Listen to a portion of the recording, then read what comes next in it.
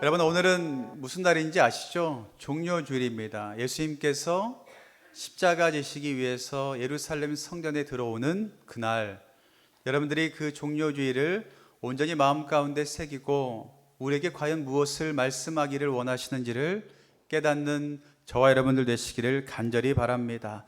여러분들, 예수님께서 예루살렘 성에 이렇게 들어오시는 것을 보고 사람들이 무엇이라고 외쳤어요? 호산나 다윗의 자손이여 하면서 종려나무 가지를 들고 막 이렇게 흔들었습니다. 어떻게 보면 사람들에게 있어서 축제와도 같은 장면이죠. 사람들이 환호하고 가지를 막 흔들면서 환영하는 것을 보면 어떻게 보면 축제와도 같은 모습이 나타나는 것을 볼 수가 있습니다. 그러나 한편으로 생각해 보면 5일 뒤에 어떤 일이 벌어지는지 아세요? 그렇게 예수님을 보고 호산나 다윗의 자손이여 외쳤던 사람들이 5일 뒤에는 다르게 외칩니다. 십자가에 못 박으라고 그 사람들이 외친다라는 것을 여러분 한번 생각해 보시기 바랍니다. 분명 종려나무 가지를 흔들면서 축제와 같이 맞이했던 그 사람들이 5일 뒤에는 예수님을 못 박으라고 외치는 사람들로 변하게 된다라는 것입니다. 어떻게 보면 이 종료주일이 고난주간으로 들어가는 문과 같습니다.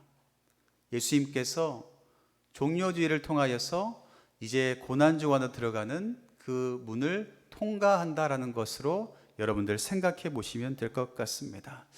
분명 예수님께서는 5일 뒤에 십자가에 달리신다라는 것을, 그리고 사람들이 지금은 환호하고 있지만 5일 뒤에는 나를 죽이라고 외친다라는 것을 분명히 알고 계셨습니다. 그럼에도 불구하고 그 예루살렘에 들어오신 이유가 무엇일까요? 우리가 그 뜻을 좀 깨닫고 종료주일이 여러분들에게 새로운 주일로 다가오시기를 간절히 바랍니다. 예수님께서 왜 들어오셨냐면 첫 번째로 죽으러 오셨습니다.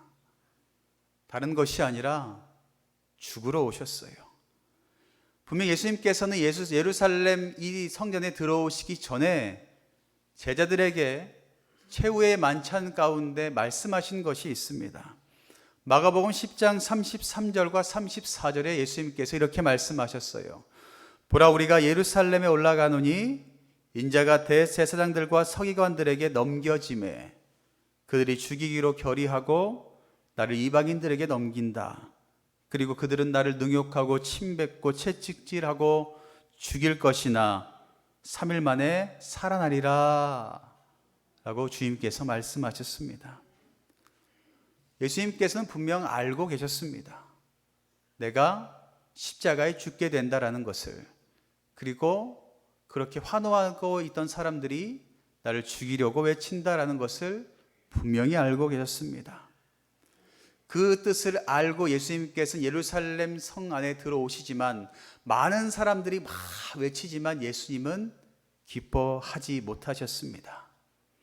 예수님께서 하셨던 것은 무엇이냐면 그 사람들과 동일하게 기뻐하셨던 것이 아니라 예루살렘을 위해서 예수님께서는 우셨습니다. 정반대의 모습이죠. 사람들은 환호하고 환호하는데 예수님께서는 우셨습니다. 여러분들 잘 아시는 것처럼 예루살렘은 하나님의 성전이었습니다. 하나님께서 늘 거하시는 곳이었죠. 그러나 한편으로는 어떤 것이 있었냐면 기나긴 역사 가운데 불순종의 메카로 자리 잡았던 곳이 바로 예루살렘이었습니다. 하나님이 거하신다라는 성전인데 시간이 지나고 보면 얼마나 많은 불순종이 예루살렘 가운데 넘쳐났는지 모른다라는 것입니다. 오랜 시간 동안 하나님께서는 선지자들을 보내셔서 예루살렘 가운데 있는 죄악된 것들을 걷어내시기를 원하셨습니다. 죄를 걷어내고 때가 되었을 때에 예수님께서 들어오시는 것을 맞이하시기를 우리 하나님께서는 원하셨습니다. 그럼에도 불구하고 마침내 예수님께서 예루살렘 성전에 들어오셨음에도 불구하고 아직도 남아있던 그들의 죄의 쓴뿌리로 말미암아 어떤 일들이 벌어지게 돼요? 예수님을 십자가에 매달게 되었습니다. 예수님께서는요, 예루살렘을 보고 우셨다 그러셨는데 자신의 신세를 보고 우신 것이 아니었습니다. 내가 십자가에 달리는 것에 대해서 억울해서 슬퍼서 아파서 우셨던 것이 아닙니다. 자신을 그렇게 대우할, 그렇게 믿음이 떨어진 그들을 보고, 예루살렘을 보고 우셨다라는 것입니다. 자기를 위해 우신 것이 아니라 아직도 죄의 자리 가운데 서 있는 사랑하는 내 백성들의 그 죄의 모습을 보고 예수님께서는 슬퍼하시면서 우셨다라는 것을 여러분들 기억하시기를 바랍니다. 그렇게 처음에는 다윗의 자손이여 소리 높여 찬양했던 그들이 예수님을 십자가에 못 박으라고 외치는 그 모습을 보며 예수님께서는 눈물 흘리고 계셨다라는 것을 여러분들 기억하시기를 바랍니다. 예수님께서 그렇게 예루살렘을 보고 눈물 흘리신 이유가 무엇일까요? 어떻게 보면 세상의 눈으로 보면 눈물 흘릴 일이 전혀 없죠. 나를 죽이라고 했는데, 나를 십자가에 못 박으라고 외쳤던 사람들을 위해서 왜 눈물 흘리겠습니까? 오히려 화를 내고 저주하는 것이 세상의 논리겠죠. 그러나 예수님께서는 그리하지 않으시고 마음 가운데 가지고 계셨던 우리를 향한 자비와 긍휼의 마음으로 우리를 위해서 눈물을 흘리셨다라는 것을 여러분들 기억하시기를 바랍니다. 예수님께서는 우리를 위해서 우리가 가지고 있는 모든 죄를 대신 짊어지기 위해서 이 땅 가운데 오셨고 예루살렘 그 성 가운데 들어가셨고 더 나아가 우리를 위해서 우셨다라는 것을 여러분들 기억하시기를 바랍니다. 주님은요, 우리 모두의 죄악을 짊어지고 오늘도 그 죽음의 자리 가운데 걸어가고 계시다라는 것을 꼭 기억하시기를 바랍니다.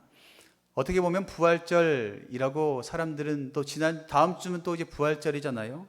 그런데 부활절이 있어서 가장 놀라운 것이 무엇이냐면 하나님께서는 자신의 사랑하는 아들을 우리에게 내어주셨다라는 것입니다. 부활절을 위해서 아들의 목숨을 내어주셨습니다. 그러나 놀라운 사실이 무엇인 줄 아세요? 우리는 아무것도 한 것이 없어요. 하나님은요, 자신의 아들을 내어주셨는데 부활절을 맞이해서 우리가 한 것은 아무것도 없어요. 이게 놀라운 사실 아니겠습니까? 우리에게 그만한 가치가 있을까요? 분명히 매일매일 하나님 말씀을 들음에도 불구하고 말씀대로 살아가지도 못하는 우리가, 매일 죄 가운데 빠져 살아가고 있는 우리가 그만한 가치가 있을까요? 그런데 하나님께서는 우리를 그저 내버려 두지 않으시고 예수 그리스도를 보내주셔서 십자가의 은혜로 말미암아 건져주셨습니다. 그리고 더 나아가 예수님은 우리를 바라보시고 안타까워하시며 눈물까지 흘려주십니다. 이것보다 큰 하나님의 사랑이 어디 있겠습니까? 나 같은 자를 끝까지 포기하지 않으시고 안타까워하시면서 오늘도 찾아오시는 그 하나님의 사랑을 여러분들의 마음 가운데 온전히 새겨지시기를 간절히 축원합니다.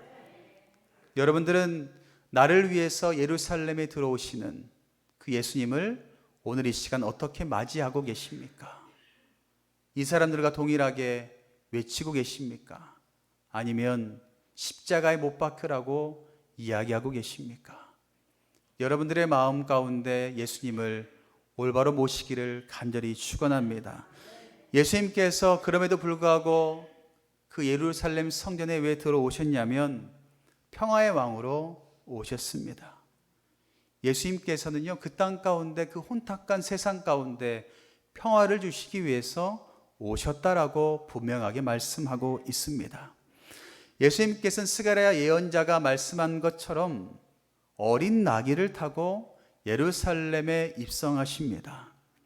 어린 나귀를 타고 온다라는 것은 평화를 상징하는 것인데요, 내가 바로 이 땅 가운데 평화의 왕으로 왔다라는 것을 많은 사람들에게 선포하고 계십니다. 여러분들, 어린 나귀는요, 힘의 상징이 아니라 평화를 이 당시 가운데 상징하는 동물이었습니다. 전쟁을 상징하는 말이 아니라 어린 나귀를 타고 우리 주님께서는 평화를 가지고 입성하셨다라는 것입니다. 말을 타고 오신 예수님이 아니라 어린 나귀를 타고 오신 그 예수님을 바라보며 사람들은 종려나무 가지를 흔들며 환영하고 찬양했습니다. 여러분들, 종려나무라고 하는 것은 어떤 의미를 가지고 있냐면, 광야 지형에서도 이 종려나무는 너무나 잘 자라는 나무였습니다. 그래서 이 당시 사람들은 종려나무라고 하면 어떤 것을 상징했냐면, 폭력과 부패, 정의를 상실한 세상에서 올곧게 살아가는 의인을 상징할 때에 종려나무 같다라고 상징했거든요. 그래서 시편에서는 뭐라고 이야기해요? 의인은 종려나무 같다라고 말하고 있잖아요. 이 험한 세상 가운데 정의와 불의가 넘쳐나는, 정의가 사라지고 불의가 넘쳐나는 세상 가운데 의인처럼 올곧게 살아가는 사람이 종려나무다라고 이야기하면서 종려나무를 사람들은 되게 좋은 나무로 여겼습니다. 또한 종려나무를 사람들이 어떤 의미로 가졌냐면, 평화보다 어떤 것을 상징했냐면 혁명과 전쟁에서 승리하는 것, 이런 의미를 가지고 사람들은 그 종려나무를 여겼다라는 겁니다. 예전에는 이스라엘이 헬라의 지배를 받고 있을 때에 어떤 일들이 있었냐면, 마카비 가문을 중심으로 독립전쟁이 일어났던 적이 있어요. 그때의 그 독립전쟁에서 이 마카비 가문이 승리하게 되었고, 로마의 지배 전까지 100년 전 동안 자유함을 누리면서 살아갈 수가 있었습니다.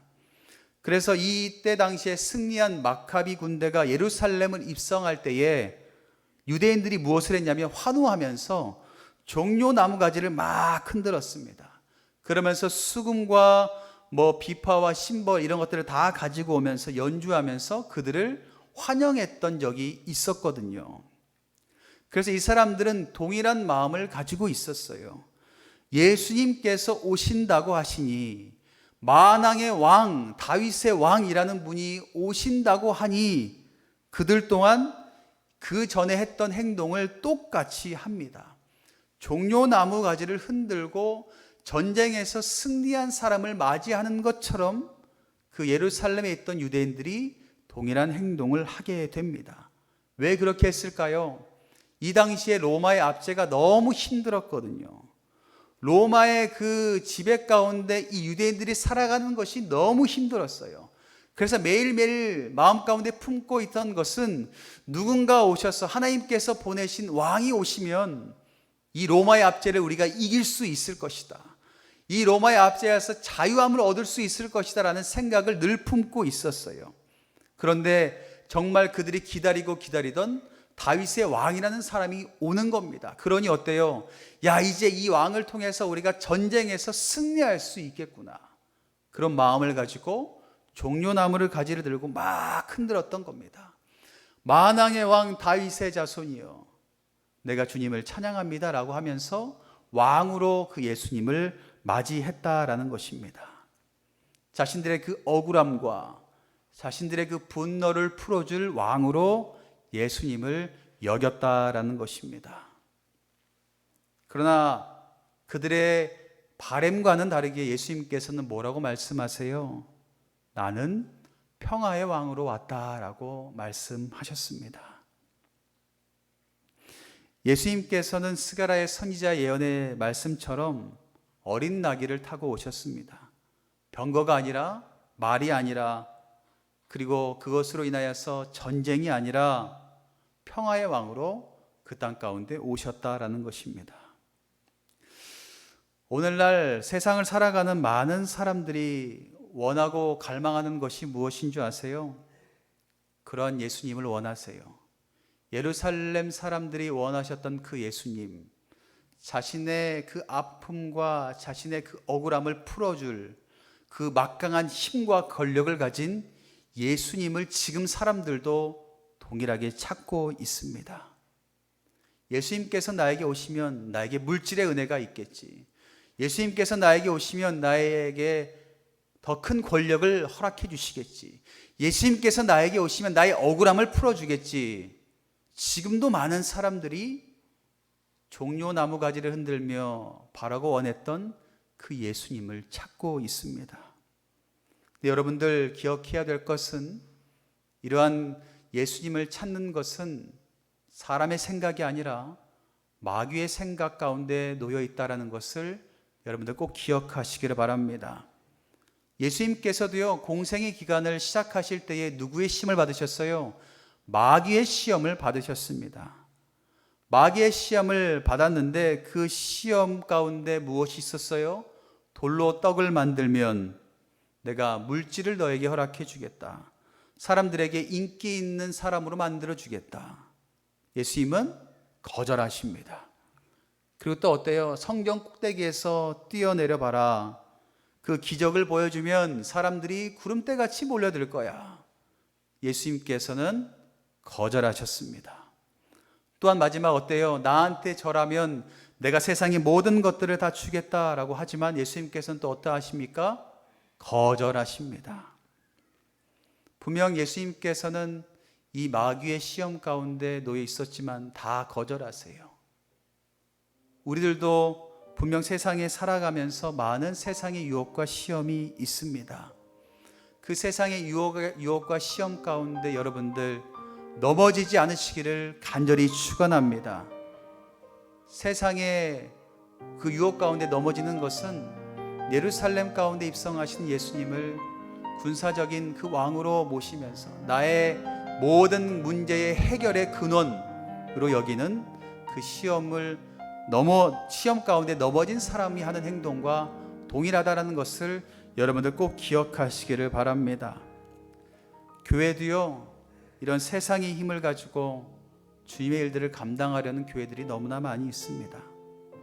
교회가 그래서 권력을 가지려고 해요. 어느 교회가 커져야 된다. 교회가 의리의리해야 된다. 그리고 많은 성도를 누려야 된다.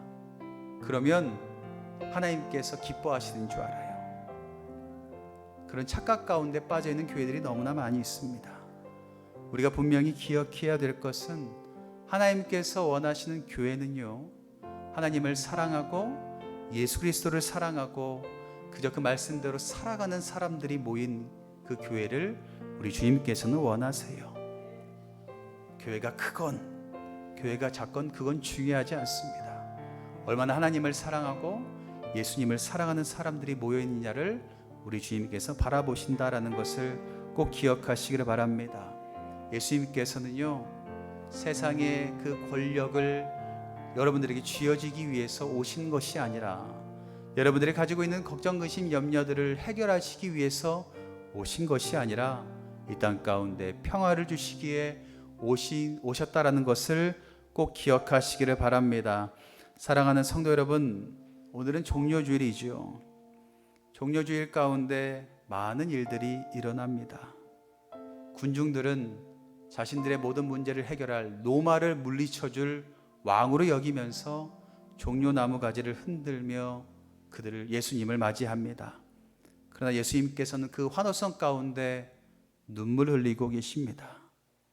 왜 눈물을 흘리셨냐면 그들이 예수님께서 이 땅 가운데 오신 하나님의 그 마음을 깨닫고 잊지 못하기 때문이었습니다. 여러분들은 과연 어떤 모습으로 예수님을 맞이하시겠습니까? 여러분들은 예수님께서 이 예배당 문을 들어오시는 오늘 이 시간 어떤 모습으로 예수님을 맞이하시겠습니까? 예수님께서는요, 우리를 위해서 오셨고요, 우리를 위해서 십자가에 죽으셨고요, 이 땅 가운데 평화를 위해서 오셨다라는 것을 꼭 기억하시기를 바랍니다.